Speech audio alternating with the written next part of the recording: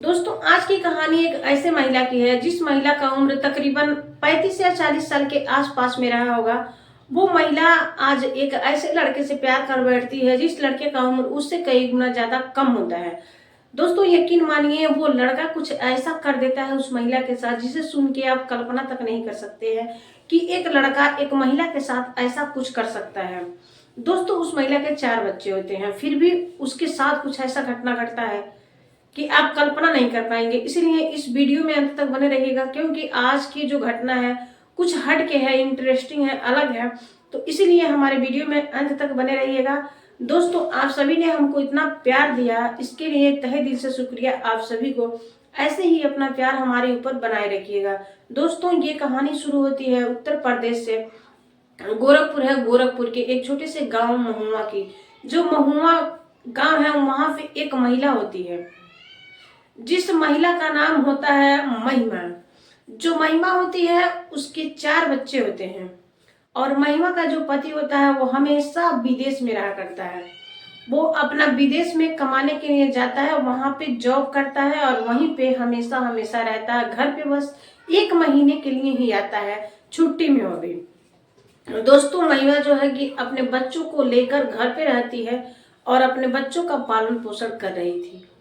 सब कुछ ठीक ठाक चल रहा था। उसके जो बच्चे होते हैं पढ़ते हैं और एक छोटी सी बिटिया होती है जिसका उम्र भी लगभग 4 साल की रही होगी।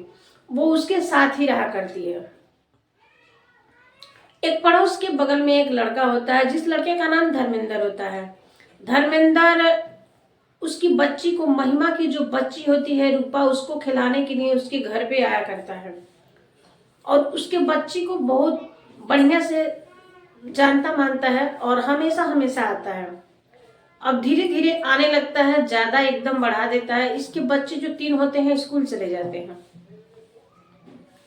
और ये घर पे लेके अकेले बच्चों को रहती थी, छोटी वाली लड़की को, रूपा को, और अपना काम काज करती, अपने बच्चों को पढ़ाती लिखाती। यही चल रहा था सिलसिला।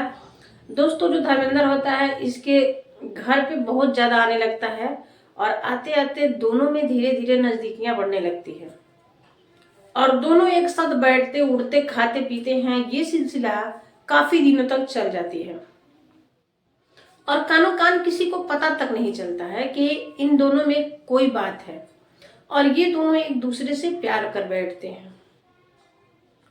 दोस्तों, जो उसकी छोटी सी बच्ची 4 साल की होती है रूपा, रूपा इन दोनों की नजदीकियों को समझ रही थी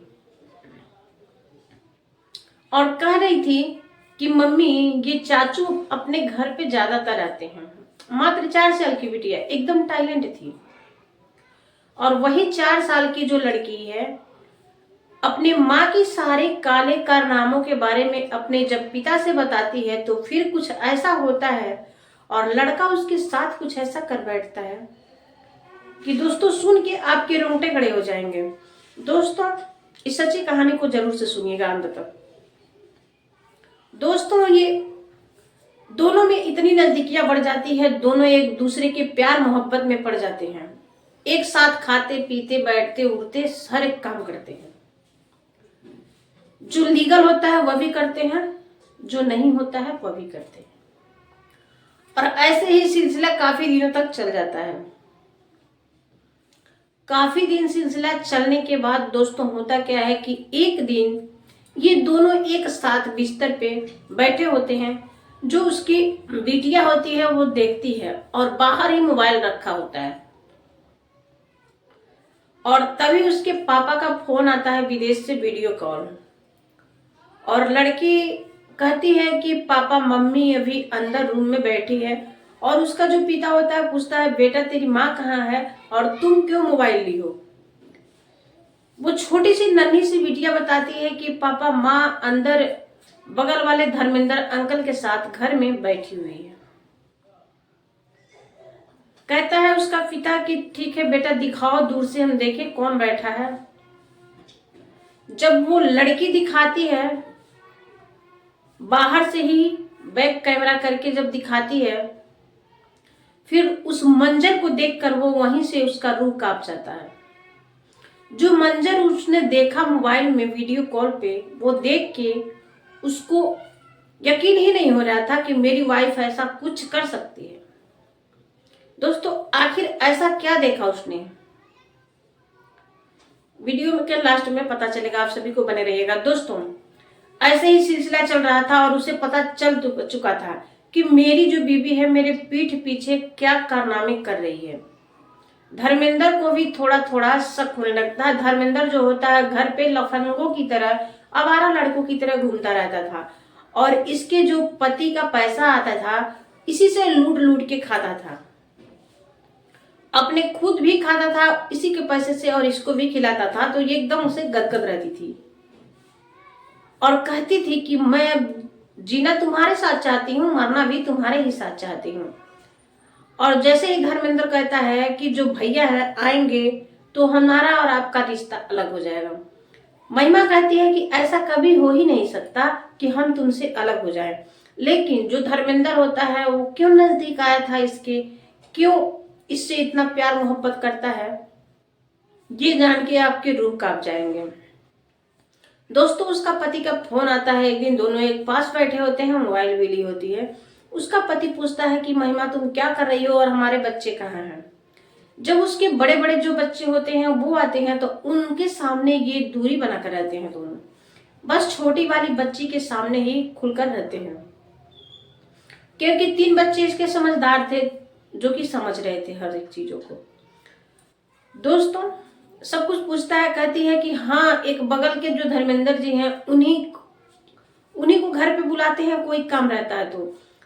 तभी उसका पति विदेश से कहता है कि हाँ महिमा मुझे पता है, बेटी ने सब बताया है कि माँ उसी के साथ काम वगैरह करती है और वो साथ देता है, चलो कोई बात नहीं ठीक है। ऐसे ही सिलसिला चल रहा था धीरे धीरे। जब इसका पूरा पैसा, जो भी पैसा भेजता था इसको देती थी, वो मांगता था उसी को लेकर बैंक में निकालने भी पैसे को जाती थी। वो आधा पैसा ले लेता था, आधा इसको देता था। ऐसे ऐसे करके उसने अपना एकदम मोटा रकम बना लिया था। इसके पति का पैसा कमाया हुआ सारा पैसा वो रख लिया था और कहता था कि मैं तुम्हारे बिना मर जाऊंगा, तुमसे बहुत प्यार करता हूं।